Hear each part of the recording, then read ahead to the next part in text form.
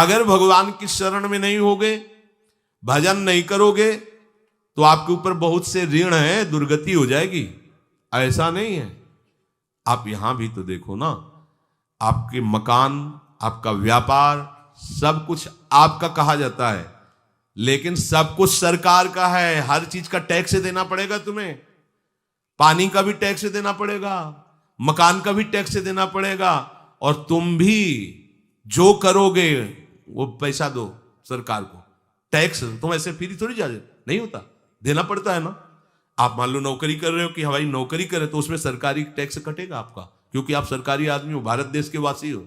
ऐसे ही ये टैक्स लगे हुए हैं सरकारी भी, मातृ ऋण, पितृ ऋण, ऋषि ऋण, ये टैक्स है।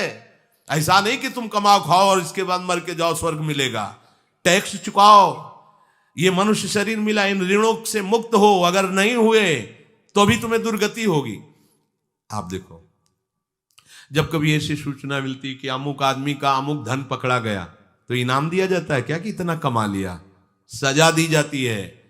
तुमने टैक्स की चोरी की, अगर चोरी नहीं की, मेहनत से कमाया या व्यापार से कमाया, दिया नहीं सरकार को, हाँ दिया नहीं, इसीलिए तुम्हें टैक्स की चोरी का दंड मिलेगा। सारा धन अपहृत हो जाएगा, तुम्हारी निंदा होगी, तुम्हें सजा मिलेगी।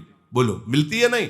ऐसे ही ये लड़का, बच्चा, पत्नी, पुत्र, परिवार जो भी है, ये सब श्री भगवान का तुम्हें टैक्स देना है। क्या टैक्स देना है? भगवान की शरण होकर उनका सुमिरन करो, सारे ऋणों से वो मुक्त कर देंगे। एकादशी स्कंद में कहा है, मेरा भजन करने वाले का कोई ऋण नहीं रह जाता। और नहीं तो महाभारत में ही प्रसंग आता है, एक जरत्कारु नाम के ब्रह्म ऋषि थे। ऋषि और भक्त में बड़ा अंतर होता है। वो तपस्या प्रधान, जैसे दुर्वासा ऋषि तपस्या प्रधान थे, वो बाल ब्रह्मचारी और तपस्या से युक्त एक दिन भ्रमण कर रहे थे, तो आवाज आई, मेरी रक्षा करो, मेरी रक्षा करो।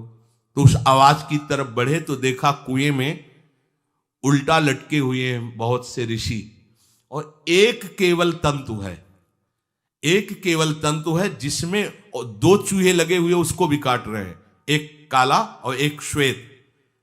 तो उन्होंने देखा और दयालु हो गए कि ऋषियों, मैं तुम्हारी कैसे रक्षा कर सकता हूं? तो उन्होंने कहा कि ये जो दो चूहे हैं रात और दिन हैं, और जो हम लोग हैं ये तुम्हारे पितर हैं। ये चूहे तुम्हारी आयु को काट रहे हैं, एक तंतु हमारे कुल में केवल तुम ही हो, और तुमने तपस्या की ठान ली, ब्याह किया नहीं, गृहस्थ धर्म में गए नहीं, पुत्र हुआ नहीं, तो तपस्या में, भक्ति में एक दम है कि सब ऋणों से मुक्त कर देगी। ये बात ध्यान रखना, तपस्वी अलग है, भक्त अलग। इसलिए पीछे चर्चा आई थी कि तपस्वियों से भी अधिक, ज्ञानियों से भी अधिक, कर्मकांडियों से भी अधिक वो मेरा भक्त योगी होता है। तुमने तो ब्याह किया नहीं, तो अब ये तंतु रात दिन तुम्हारे जीवन को काट रहे हैं, जहां तुम खत्म हुए हम सब नरक में गिर जाएंगे। पितरों ने कहा, तुम पितर ऋण से युक्त हो, मुक्त तभी होगे जब ऐसा करो। वो दृश्य खत्म, अंतर ध्यान हो गया। वो बड़े दुखी हुए कि क्या करें। तो उन्होंने मन में निश्चय किया कि ब्याह तो करूंगा पितरों के उद्धार के लिए। इतने बड़े तपस्वी हैं जरत्कारु जी, बड़ी महिमा है, लेकिन बात यहां फंस गई, पितृ ऋण। उन्होंने मन में निश्चय किया कि कोई आके अपनी कन्या दे दे और उसका भी नाम जरत्कारु हो। मैं बिल्कुल भरण पोषण नहीं करूंगा, और कभी हमसे कोई प्रश्न ना करे। ऐसी अगर कोई कन्या देगा तो मैं स्वीकार कर लूंगा। अब ऐसे ना नगर जाना है, ना किसी से बात करनी, तो वृक्षों से कहते हैं, अपने पितरों के उद्धार के लिए मैं चाहता हूं कि कोई पाणी ग्रहण संस्कार करा दे, कोई हमारे नाम की कन्या को दे दे, और ऐसा ऐसा व्रत है। ऐसा ही बोल रहे थे कि वासुकी नाग उपस्थित हो गए, और उनकी बहन का भी नाम जरत्कारु था। उन्होंने कहा, सुनिए महाराज, मैं नागराज वासुकी हूं, सब देव रूप में, कोई ऐसे नहीं सांप वैसे बने, देव रूप, और सुंदर कन्या जरत्कारु। बोले, ये कन्या मैं आपको समर्पित करता हूं, हमारा सौभाग्य होगा आप जैसा महर्षि हमारी बहन का पति बने। इसका भी नाम जरत्कारु है, और आपकी जो इच्छा है कि मैं भरण पोषण नहीं करूंगा, तो मेरे पास संपूर्ण वैभव है, आप भी पधारिए, मैं आपका भी भरण पोषण करूंगा, अपनी बहन का भी। तीसरी बात, मेरी बहन इतनी शास्त्र सम्मत आराधना से युक्त है कि वो कभी आपसे प्रश्न ही नहीं करेगी, तो उनका स्वीकार है। प्रसन्न हुए, चले गए। काफी समय तक उनके महल में रहे। एक दिन जरत्कारु अपनी जरत्कारु पत्नी की गोद में सर रख कर ऐसे लेटे हुए थे, सो गए। और शास्त्रज्ञ थी, संध्या का काल था। संध्या काल में निषेध है मैथुन करना, भोजन करना और स्वाध्याय करना। ये सब संध्या काल में बस भगवत स्मरण परायण लोकवत। लेकिन हमारे यहाँ महारानी जी की संध्या आरती और संध्या भोग लगने के बाद ये इसीलिए वृंदावन धाम इसका कहीं भी ये वेदान्न संन्यस्त, वेदों से भी ऊपर उठी हुई रसमयी रसोपासना है। प्रियालाल की महल है। ये जगत सिद्धांत नहीं है, ये जगदीश का भी सिद्धांत नहीं है, ये प्रेम सिद्धांत है। वृंदावन नित्य विहार रस है, इसलिए इसको बीच में बता देते हैं कहेंगे दूसरे को तो। और यहाँ शाम के तो भोग ही लगता है, गान बजान होता है, बकाया सिद्धांत है। आंख मूंद करके या तो गायत्री जप या जो गुरु मंत्र चुपचाप शांत भाव से जपे, ऐसा। अब वो इस चिंता में थे कि मेरे पति का धर्म जा रहा है और मैंने आज तक कुछ बोला नहीं अपने पति से। अगर बोलती हूं तो हो सकता है ये नाराज हो जाए और छोड़कर चले जाए। अगर मुझे छोड़ देते हैं और इनका धर्म बचता है तो ये ठीक बात रहेगी। कितनी विवेकवान है।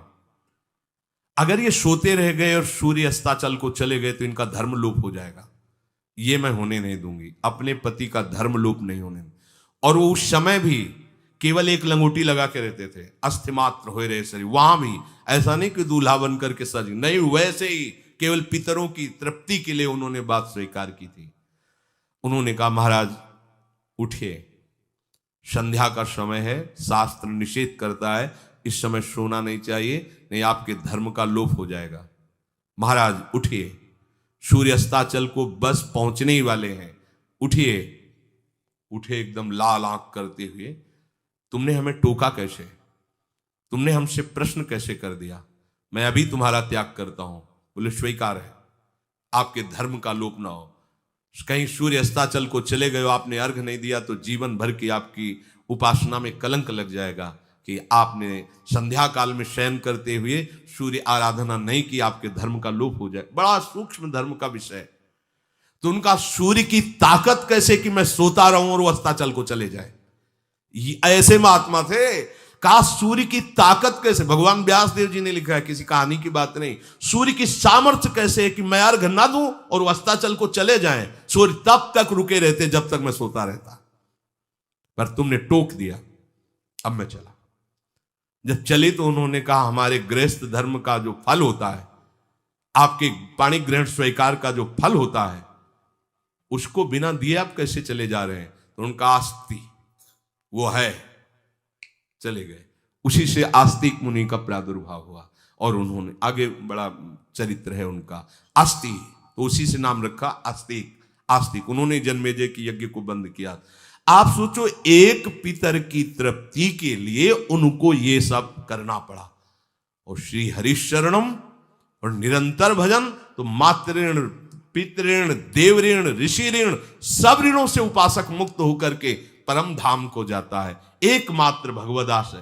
पर ये मूढ़ जन इस बात को नहीं जान पाते हैं।